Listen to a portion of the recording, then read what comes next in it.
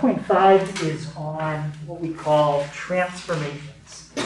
And transformations apply to any function, but we're going to focus specifically on how transformations apply to quadratics. So transformation would include things like shifting it up, shifting it down, shifting it left, shifting it right, stretching it. That's basically what we're going to look at. So we're going to see where can you put a number in an equation to cause it to move a certain way. So quadratic functions are generally written in the form ax squared plus bx plus c. Okay, that's one way we can write them.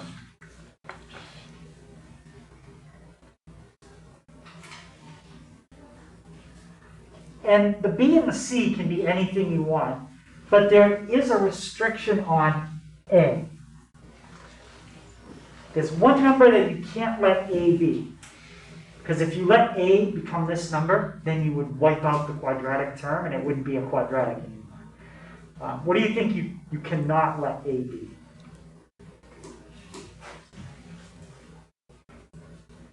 Yeah, go ahead, Jim. 0. Yeah, you can't let a be 0, because 0 times anything is 0. You would wipe this out completely if a was 0. And look at what you're left with. Bx plus c. If you were to graph something like that, what does bx plus c look like?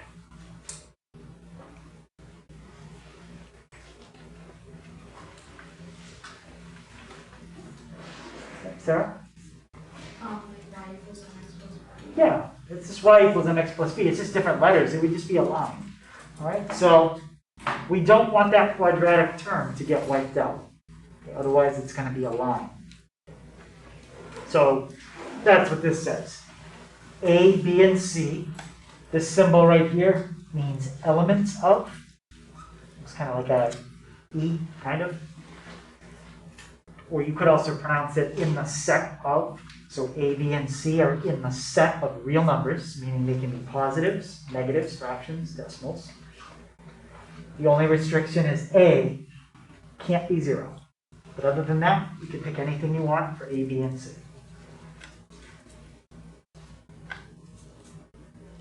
So let's graph y equals x squared just to see what it looks like.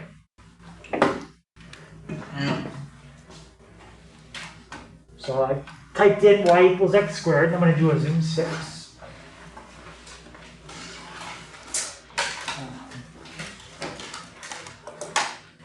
And we can see the shape. All right, so we got our graph, and that is what a quadratic generally looks like. Does anybody remember the name of that kind of graph, Chris? Parabola? Yep, it's a parabola. Now, let's see what happens. Instead of graphing x, let's replace x with negative x. And usually when you substitute something or replace something, you put it in parentheses.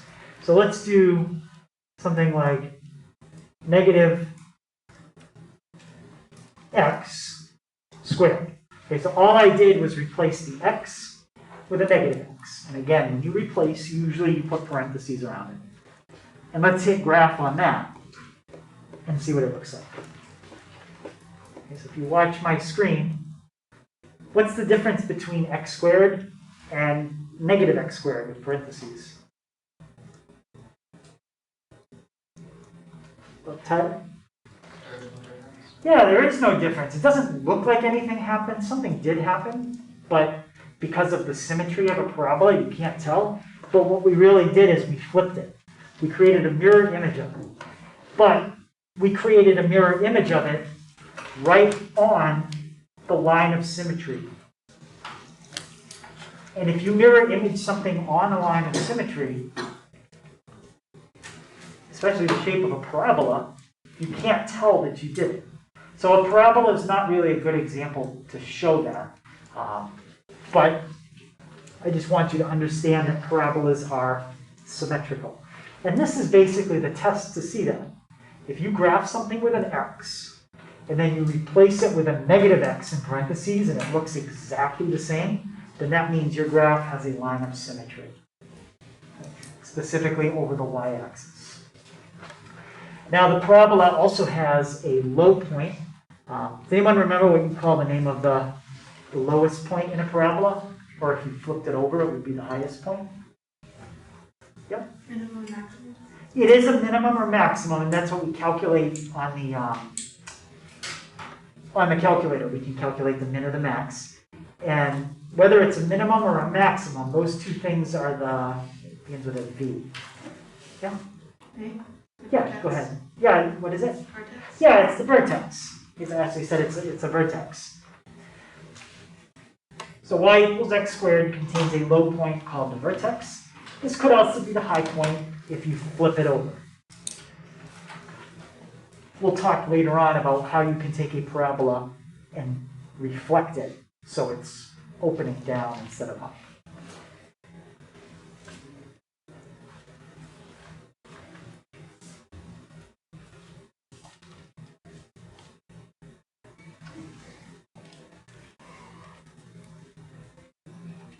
Hey, any questions on that idea, what a vertex is? All right. So a lot of what we do today is just going to be kind of like playing with numbers in the y equals, hitting the graph button, and see what happens when you try different numbers. So we're going to just kind of trial and error with different numbers and see what does it do to the graph, and we'll kind of write things down as we go. So the first thing I want to try graphing is parabolas where you change the coefficient of x squared. Okay? What happens when you change the number in front of x squared? We're going to stick with numbers that are positive for now, but we'll try a number that's less than 1, but still positive. Then we'll try a number that's bigger than 1. Okay? So let's type in 1/3 x squared on y2. And I do need to put that 1/3 in parentheses if I want to type it in just like that. And I'm also going to do 2x squared. So I'm going to hit graph. You're going to see the blue, which is the original. Then you're going to see a red one and a black one. Let's hit graph. That's the original. And now we're going to compare that to the red one and the blue one. So there's the red one. That was the 1/3 x squared. And now the black one, that was 2x squared. So what happened? Anyone describe what putting a 1/3 in front of it did, and then what putting a 2 in front of the x squared, what that did?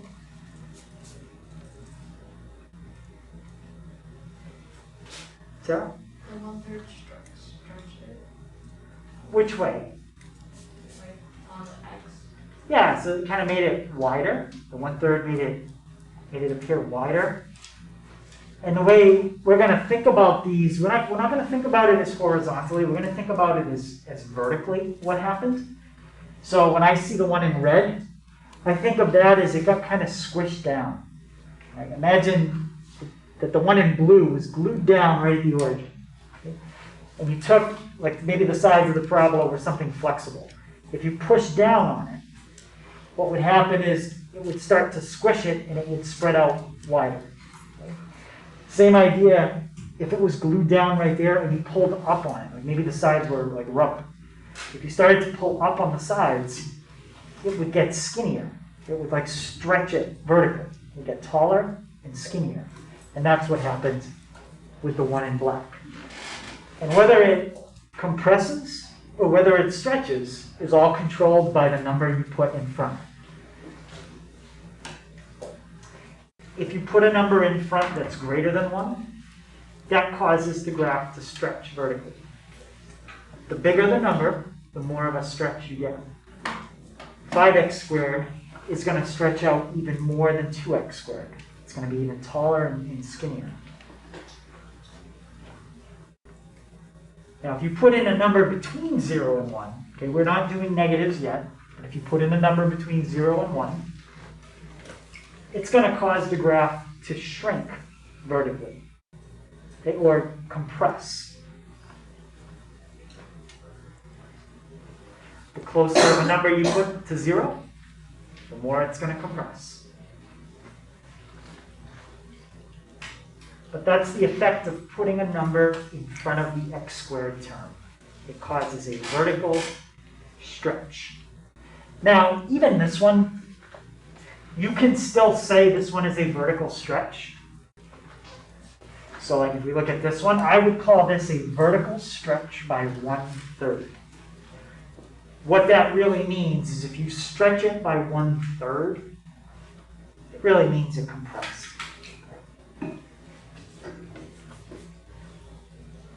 But just to keep it consistent in how we describe it, you can always say vertical stretch by a factor of, and you just say the number in front. All right, any questions on that idea?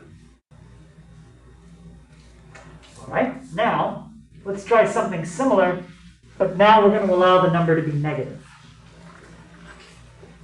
I kind of already hinted at this when we tried a negative earlier, but what do you think a negative is going to do to the graph? Yeah. It's going to flip it. So let's try, I'm not going to do all of these, but let's try x squared, and let's try negative x squared. Okay, so that's the first one I have on the board right there. Now, we didn't put parentheses this time, so this is a little different. Okay, this negative is out in front of the whole function. It's not inside anything. It's out in front of the whole thing. Okay, so here's the original. And here's what happens when you put a negative in front of the whole function. It flipped it vertically. Okay, that's called a vertical reflection.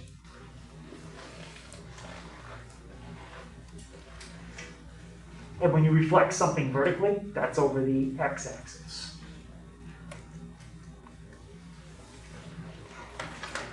So technically, when we look at these last couple, this is doing something. This is doing something else. There's two things happening there. This is a vertical stretch by 1/3. This is a reflection over the x-axis. Two things are happening. So we have to get used to treating the negative and that number as two separate things. Okay, so any question on what putting a negative in front of the x squared term does?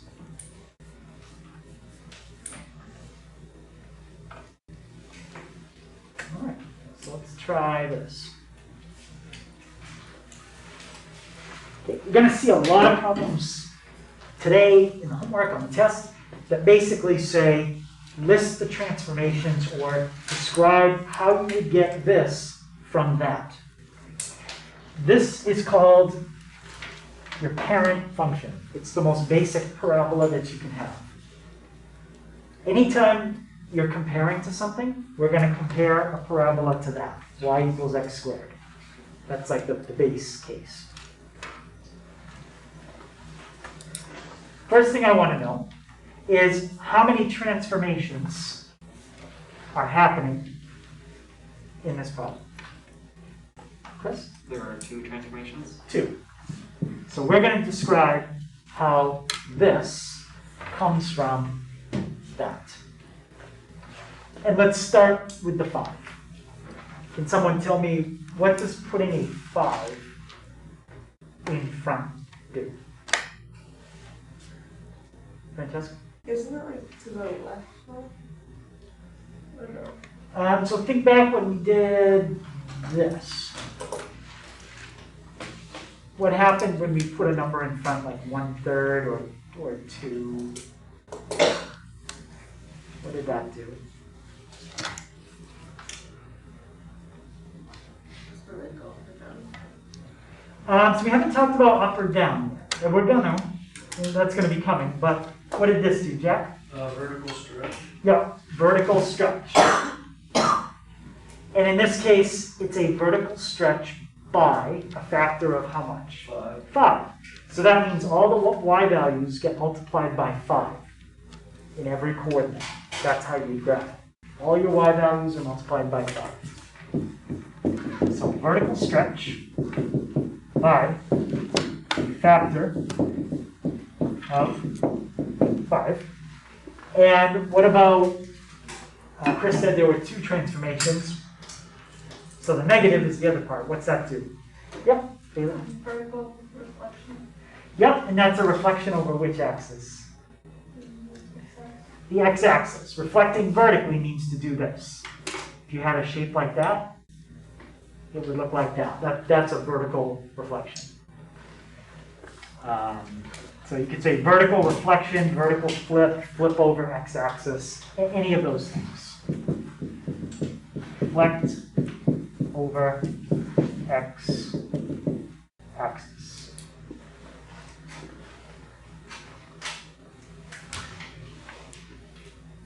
Okay. Any questions on how we came up with those 1 and 2? Okay, so that covers reflecting vertically and stretching. Let's look at this. This time, we're not multiplying, we're adding. So let's see what happens if we take x squared and put a plus 2 at the end. Okay, and what I mean by at the end is the way it's written right here. We could also do a plus 2 on the inside. That's different. Okay, we'll talk about what happens if you do it inside parentheses after. But let's see what happens if you just add it onto the end. So I'm going to type in x squared, and then I'm going to type in x squared plus 2. Anybody have a guess what the plus 2 is going to do to my graph? Jack? Moves it up to? Yep. This is going to be an example of what we call a shift. It's going to move it up 2 units. So there's the original. And there, the one in red, it's been shifted up 2 units. All right. So to get y equals x squared plus 2, you would shift y equals x squared up 2.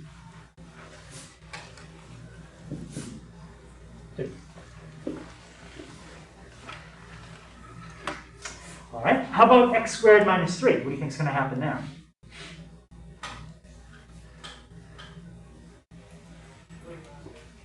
Yep, go ahead, Jake. It's going to move it down 3 units. Exactly.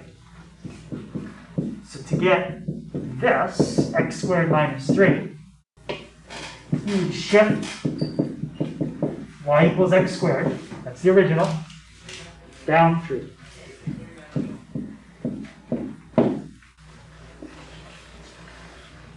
Okay, so these are examples of what we call shifts or rigid, it's a rigid motion transformation. The reason we call it rigid motion is because nothing's being stretched. It's just taking what you have and moving it somewhere else.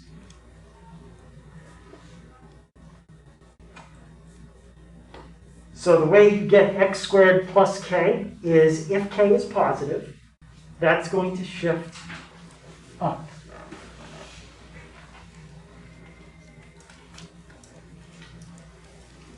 If k is positive, it's going to shift up.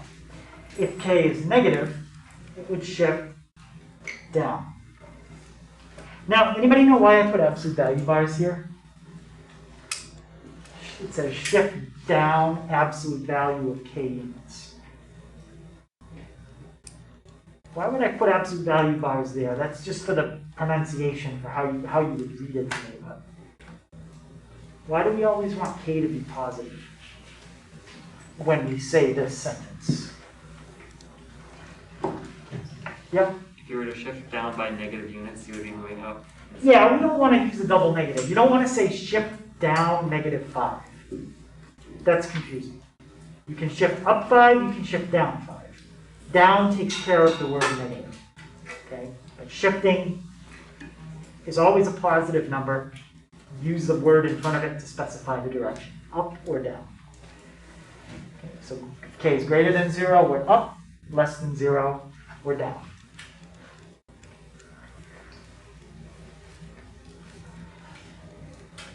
Okay, so these are called vertical shifts.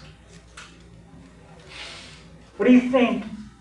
We're still adding or subtracting, but what do you think adding or subtracting inside the parentheses is going to do? Chris? It's going to shift the graph from the left to the right. Yes, it's going to move left or right. Let's try the first one. So we've got x squared, and then we have x minus 3 squared. So it is going to move 3 units, and it's going to be horizontal. Do you think that's going to be left, or do you think it's going to be right?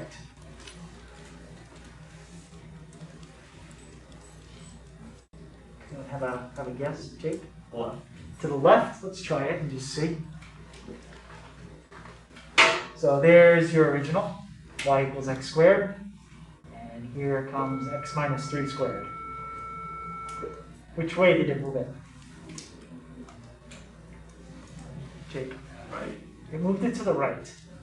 So this is one where we got to try to be careful. We got to come up with some kind of method for keeping track of which way it moves. So to get, I'm just going to do the first one.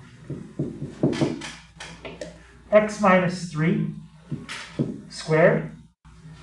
You would shift y equals x squared to the right 3. And here's how I think about it. You can use whatever way makes sense to you. I look at what comes after the x minus. So what I do in my head is I kind of put a box over that. I cross out the x minus and I look at what's left. And I say, okay, that's a positive 3 if I cross out the x minus. Positive 3 means it's going to go right 3 units. Now, if you're wondering, well, how do you apply that to this one? X plus 2 squared. Well, the way I think of it is like this. It's x minus negative 2.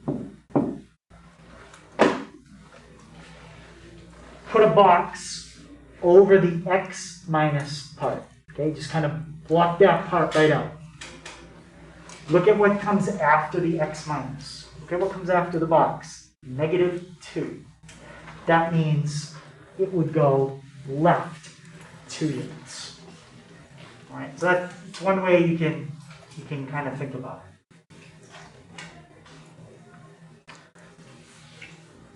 it. All right, so these are horizontal shifts. Again, rigid motion means there's no stretching.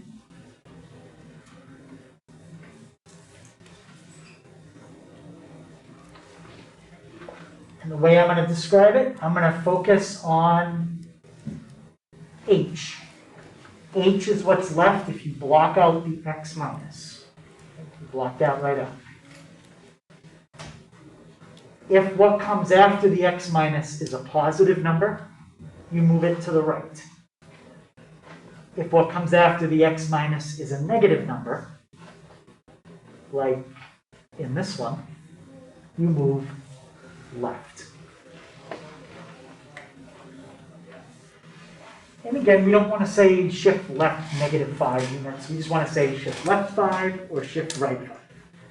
Don't ever say shift by a negative number.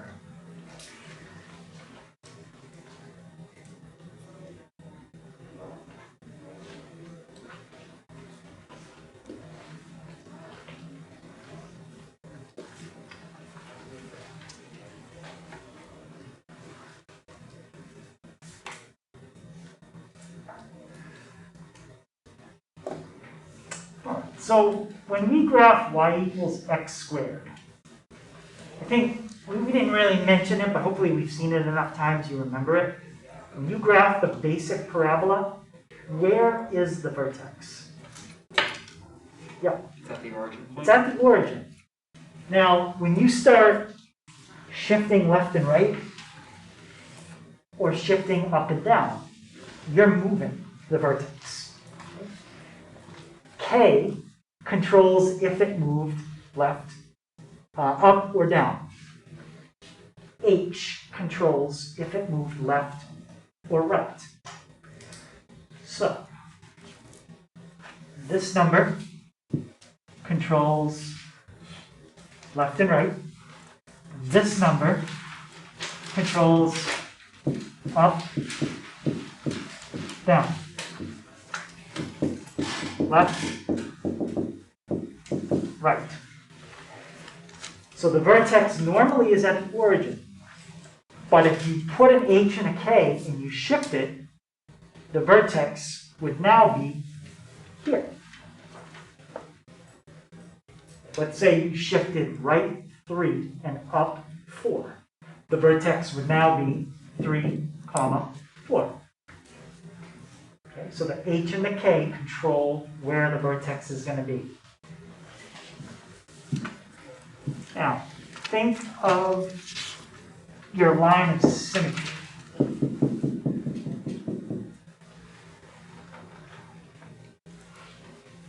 One of these values, the H and the K, the H or the K, has no effect on the line of symmetry at all. Anyone think they know which one of these transformations doesn't do anything to this line of symmetry?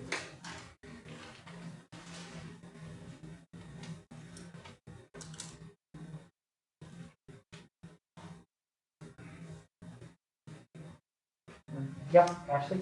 The K.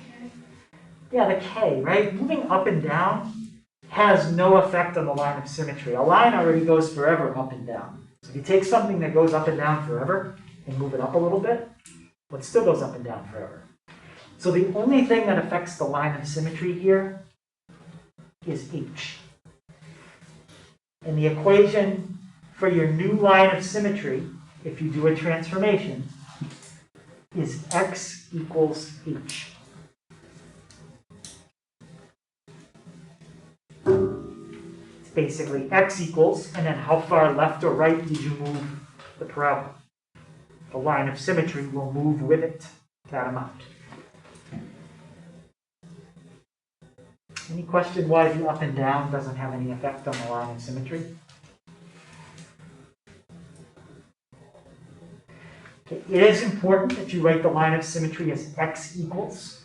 If it was a multiple choice question, I would probably put y equals as a choice, but y equals is horizontal. The line of symmetry here is vertical. All right, so using what we just did, let's see if we can find the vertex and line of symmetry for this problem. If you want to think about it the way I just explained, you want to think about it this way. X minus -2.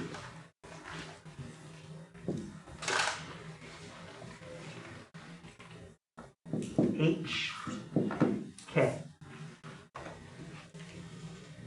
Go back. H is on the inside, K is on the outside.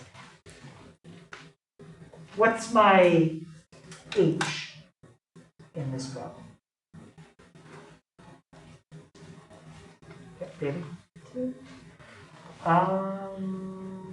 So remember, to get the H, you're going to block off the X minus, and then look at what's left. -2. Yep. So if you put a box over this and pretend it doesn't exist, look at what comes after the minus sign. It's a -2. And Chris, what about my, I'm sorry, Casey, what about my K?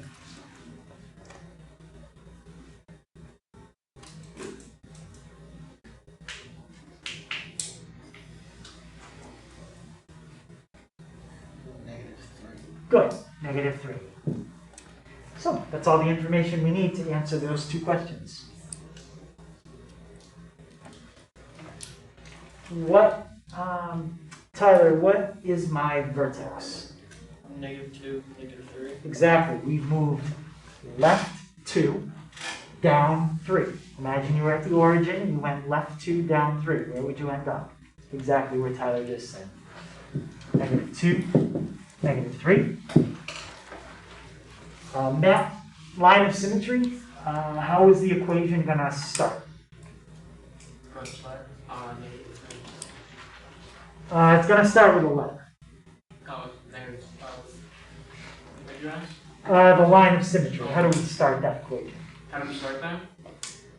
X equals. Yep. X equals, and what's it going to be in this case?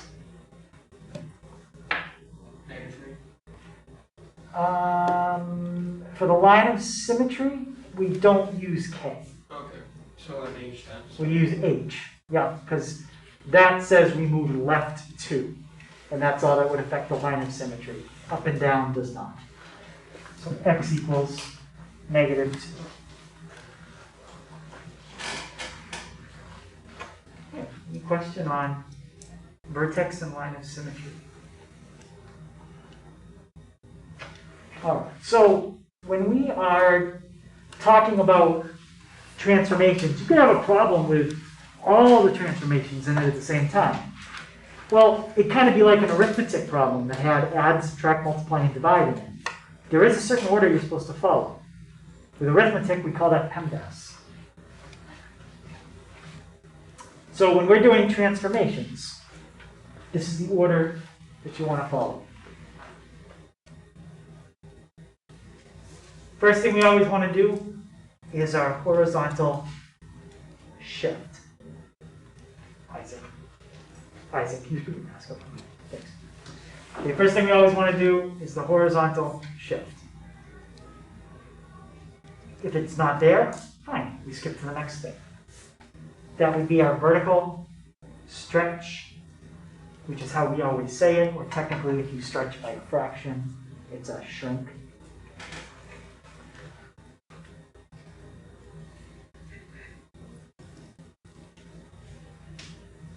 Next, again, if it's there, we would write down that we did a reflection. Remember, we know a reflection occurs if you have a negative in front. And the last thing we always deal with is shifting up or down.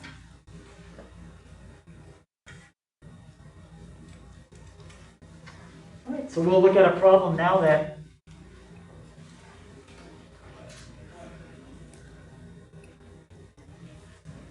has more than one transformation in it. Okay? Make sure we put them in the right order.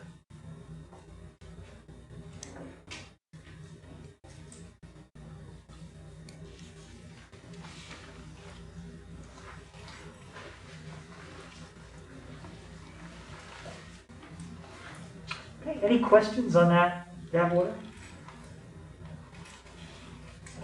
And what's nice about this order is it's the same all year.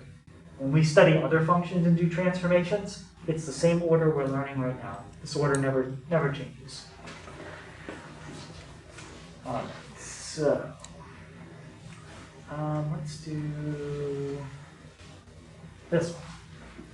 I think this might actually be example 6 in your notes. I skipped one.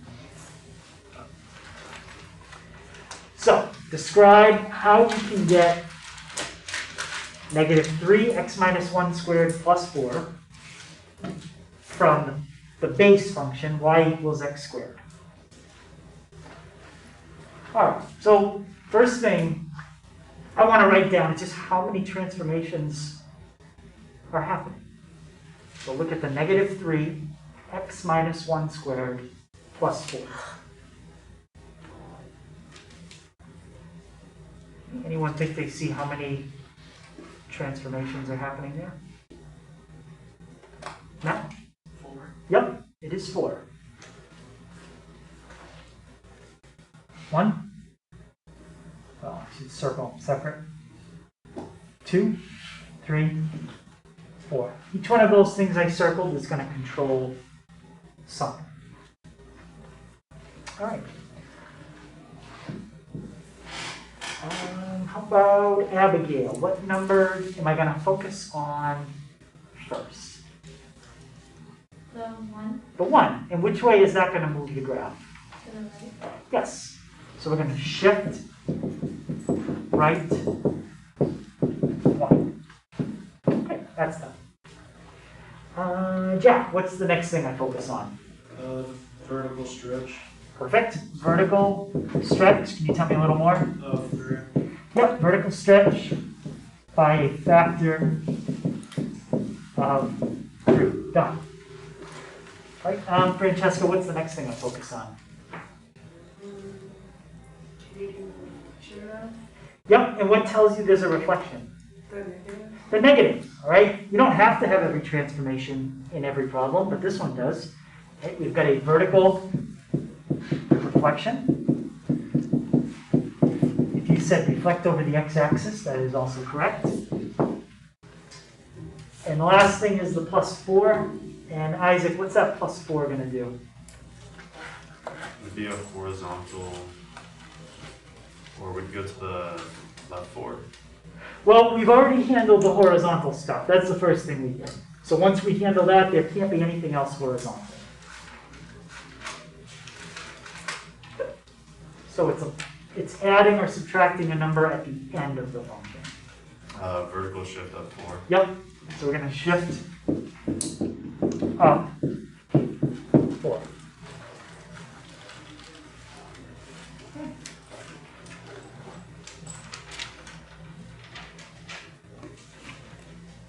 Any question on that?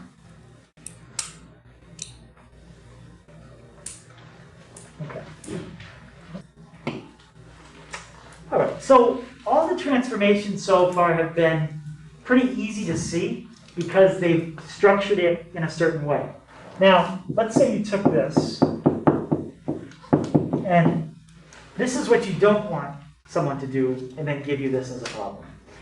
You don't want them to FOIL out the x minus 1 squared, so think of it as x minus 1 times x minus 1, and then imagine somebody FOILed that or distributed it out. You'd end up with this, x squared minus 2x plus 1. And then say they distributed the -3 to everything, then you'd have this.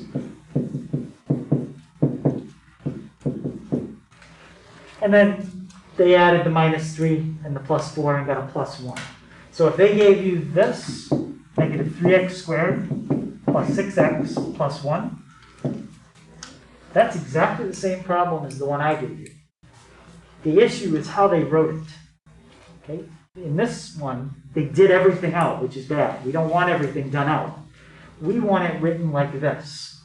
So if you get a problem like that, and they say describe the transformations, you need to fix this so it's more like this.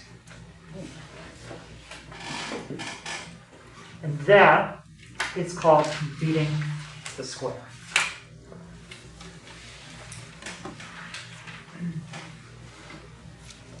Okay, so if you are given a graph in the form ax squared plus bx plus c, it's like somebody FOILed it all out and did it all out. You don't want that.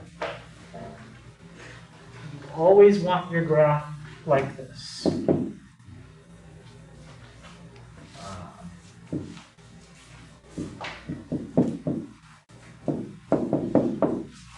That's how you want it to look every time.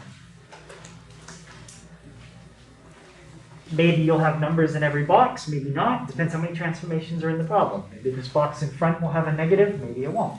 Depends if there's a reflection. But that's the format you're trying to get. Okay, so I just want to see.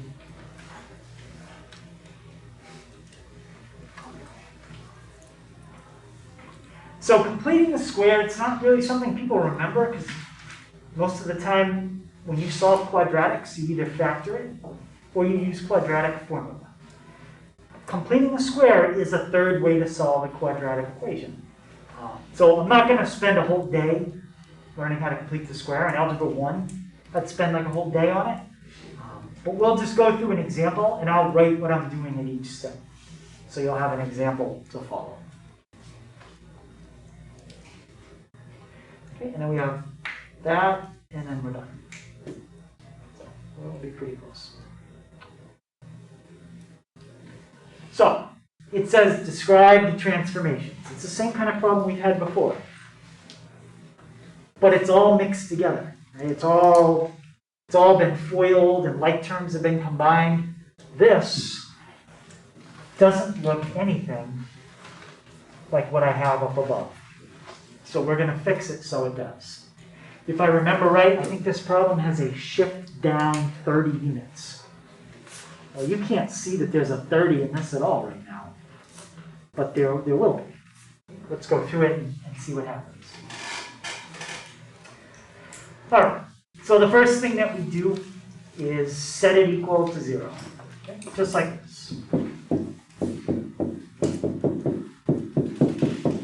Some of the steps I'm about to show you, you can combine together and do a couple things at the same time. I'm going to show out every step one at a time.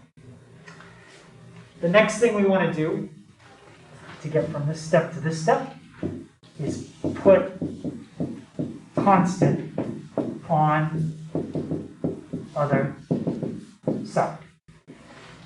How would you get the constant over on the other side? Yeah, Jeff? Add the 18. Add the 18. That 18 is just going to hang out on the left-hand side till we're almost done with this process. 3x squared plus 12x. Okay, the next step, to get from here to here, the coefficient of x squared has to be a 1. If the number in front of x squared isn't a 1, we have to fix it so it is. So make coefficient of x squared a 1. Is the coefficient of x squared in my problem a 1 right now? No. So the way you fix it is you factor out the number in front of x squared, like this. If you factor a 3 out of x squared, what do you have left? Yeah. X squared. And what if you factor a 3 out of 12x? What do you have left? 4x. 4x. Okay. Any questions to get to that step? All right. Now, the next step is the completing the square step. Okay, this step involves adding a number to both sides. So leave a little bit of space after the 18. And leave a little bit of space after the 4x.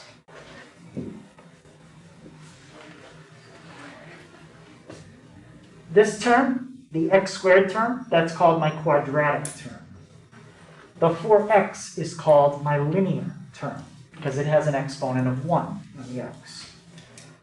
So what you do at this step is take the coefficient of the linear term.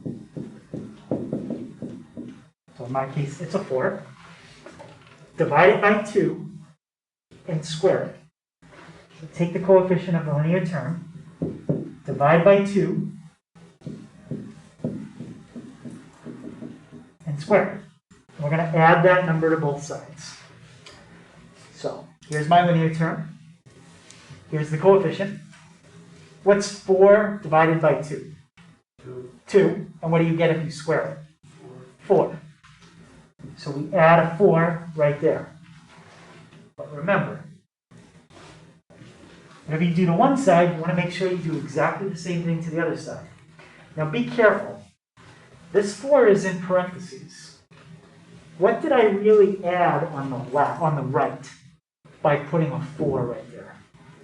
Yeah? 12. I added 12. I added 12 because there's a 3 in front. So I have a 12, 3 times 4. I'm going to add a 12 right there.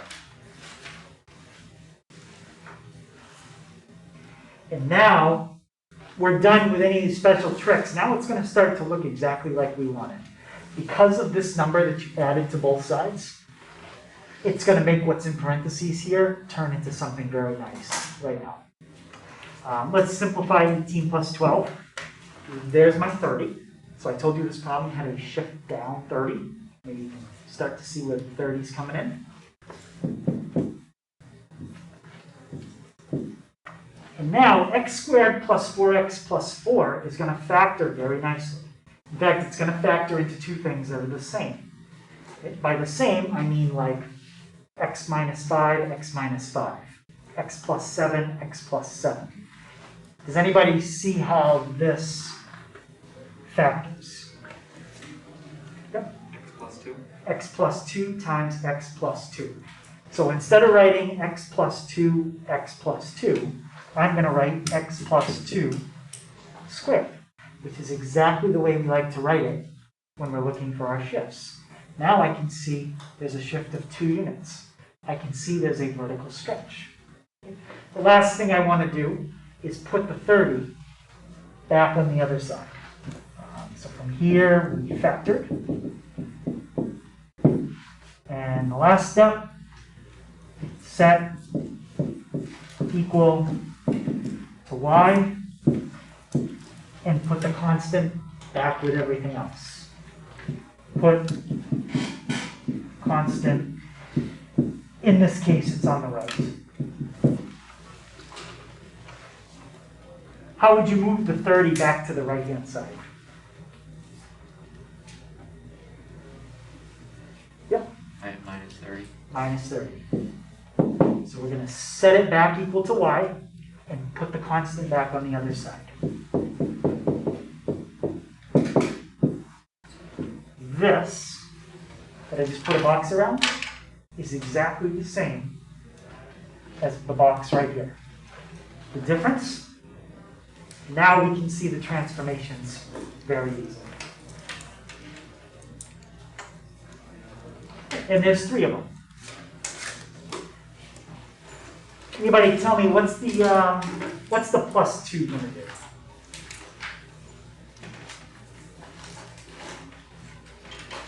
Yep, Jack? 2 units to go up. So we're going to shift 2 left. Good. How about the 3? Yep. Vertical stretch to 3. Perfect. Vertical stretch. Factor 3. And the minus 30, I already told you guys that one. That's a shift down 30. Shift down 30.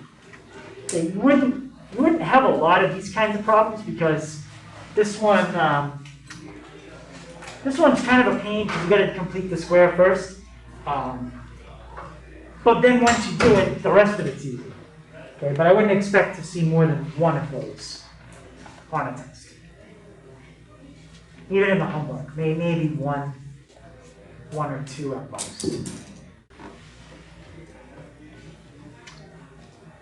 And you can have a reference sheet for the test. So if you forget, it's not like you have to memorize how to complete the square. You can write these steps on it. You can even have an example right on your reference sheet. Any question on that? All right, so last thing. So the last thing they talk about in this section is what's called the zeros of a function. That's just a fancy way of saying how many times does it cross the x-axis. And I want to think about what can happen with parabolas. There's different cases of how many times it could cross. All right, so a 0 basically means it's a number you can plug into a formula and it comes out to 0. For example, if I said this,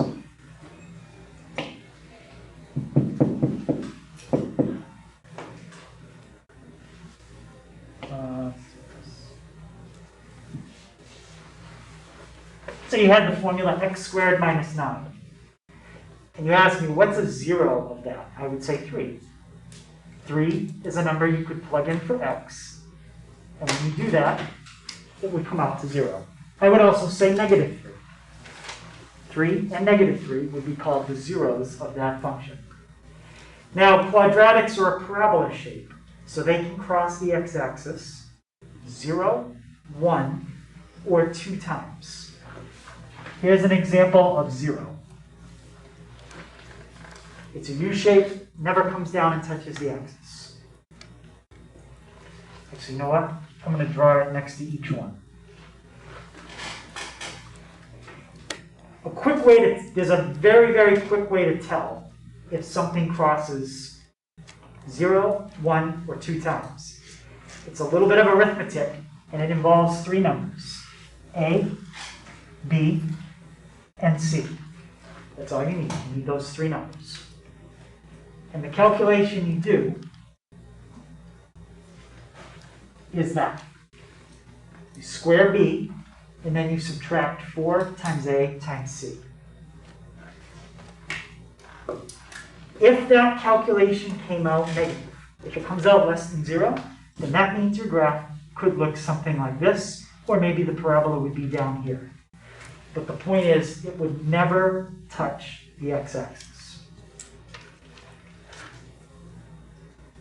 If you did b squared minus 4ac, and it came out equal to 0, then that means your graph would look like this. It would come down, touch the axis, and go back up. But it would only touch it in one spot. And then if b squared minus 4ac comes out greater than 0, that means you're going to have 2 numbers that would make it 0. It basically means it crosses the x-axis twice. Okay, so this little formula tells you how many times the graph can cross the x-axis.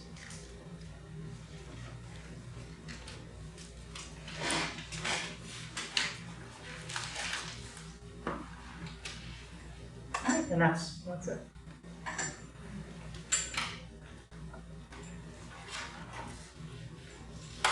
So I'll put the homework up. I'll also put this video online. Just a few minutes, I'll try to get that up. And then tomorrow the plan is to look at 1.6.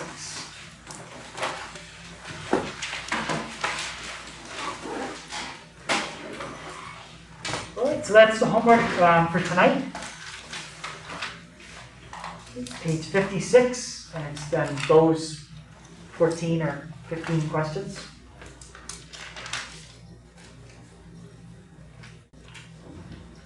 And don't forget, I will be after school Thursday if anybody needs to stop for extra help. Otherwise, if you've got a study period and you need to come up, you can also come see me if I'm free during your study period as well.